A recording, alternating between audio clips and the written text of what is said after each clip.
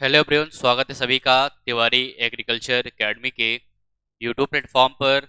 और आज के इस एपिसोड में बहुत ही इम्पोर्टेंट टॉपिक हम डिस्कस करने वाले हैं, जो है dry land and rainfed farming. ठीक है।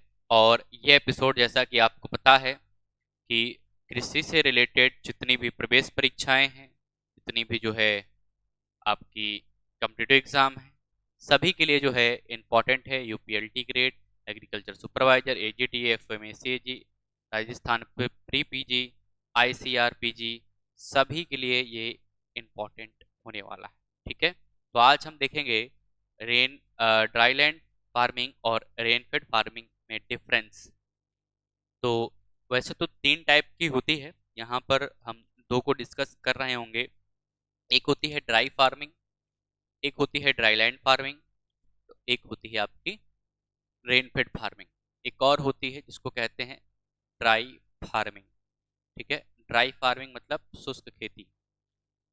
तो अगर यहाँ पर बात करते हैं, जो कॉन्स्टिट्यूएंट्स लिखे हुए हैं रेनफॉल की, अगर हम बात करें तो जो रेनफॉल होती है वो ड्राई फार्मिंग में जो होती है वो लेस देन क्या होती है आपकी 750 मिलीमीटर होती है पर ईयर। ठीक है। ड्राई फार्मिंग में रेनफॉल जो होती है लेस देन 750 मिलीमीटर होती है। और ड्राईलैंड फार्मिंग में क्या होता है कि जो ये रेनफॉल होती है मतलब 750 से ज़्यादा ही होती है। तो ये क्या होती है, यहाँ पर लिखा है 800, मतलब 750 से ज़्यादा होगी। ठीक है। तो यहाँ पर क्या होगा, 750 से ज़्यादा और लेस देन 800। ठीक। तो ये हो गई आपकी ड्राईलैंड फार्मिंग में एनुअल रेनफॉल। और रेनफेड फार्मिंग में क्या होता है कि ये ग्रेटर देन 800 और यहाँ पर जो है 1150 मिलीमीटर तक जो है इसकी रेंज होती है। ठीक है। तो पहला जो कॉन्स्टिट्यूएंट हो गया रेनफॉल का। फिर है moisture availability to the crop.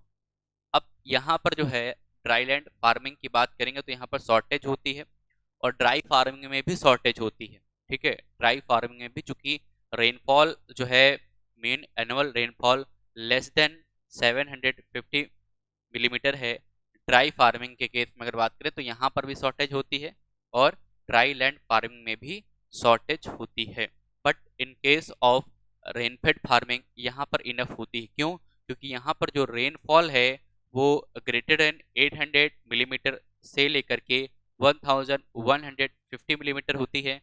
तो यहाँ पर जो है इनफ होती है रेनफॉल, इसलिए जो है मॉइस्चर की अवेलेबिलिटी भी इनफ होती है।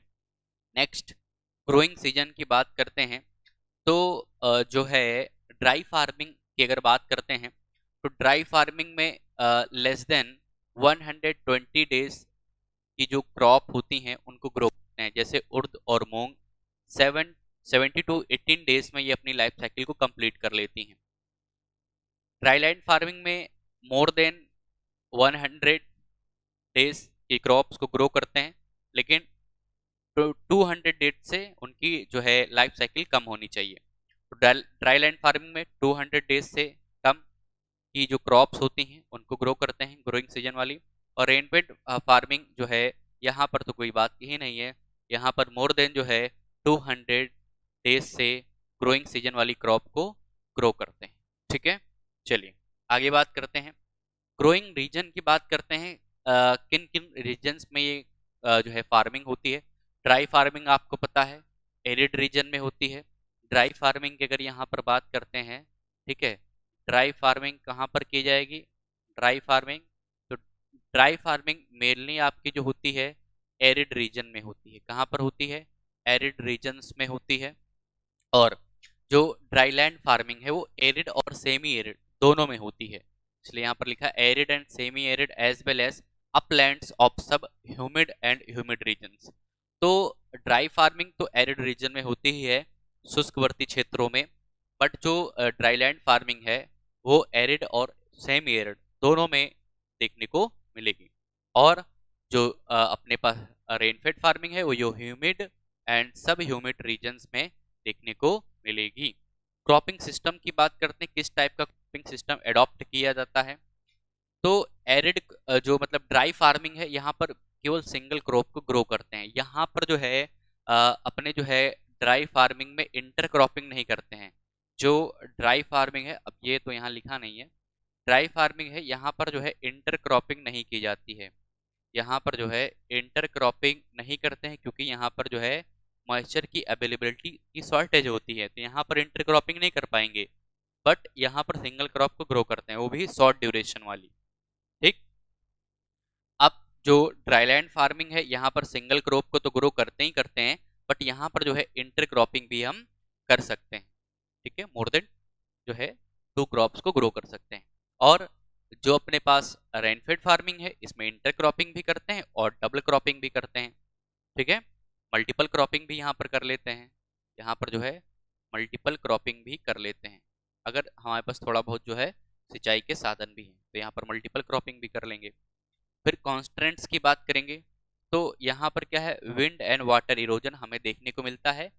लेकिन जो एरिड रीजन है, एरिड रीजन की क्या प्रॉब्लम होगी, यहाँ पर जो है एरिड रीजन में यहाँ पर जो है विंड इरोजन ज़्यादा देखने को मिलेगा। ठीक है, एरिड रीजन में शुष्कवर्ती क्षेत्रों में वायु क्षरण जो है, वायु द्वारा मृदा क्षरण जो होता है, विंड सॉइल इरोजन, वो ज़्यादा देखने को मिलेगा। जो ड्राईलैंड है यहाँ पर विंड एंड वाटर दोनों देखने को मिलेगा। और जो है अपना रेनफेड जो है फार्मिंग, यहाँ पर जो है मेनली वाटर इरोजन ज़्यादा देखने को मिलता है। तो ये थे आज की क्लास में। ठीक है, डिफरेंस जो हमने देखा, ड्राई फार्मिंग के बारे में भी मैंने बताया, ड्राईलैंड फार्मिंग के बारे में भी बताया और रेनफेड फार्मिंग के बारे में भी बताया। आशा करते हैं कि ये जो है एपिसोड में आपको अच्छा लगा होगा, सीखने को मिला होगा।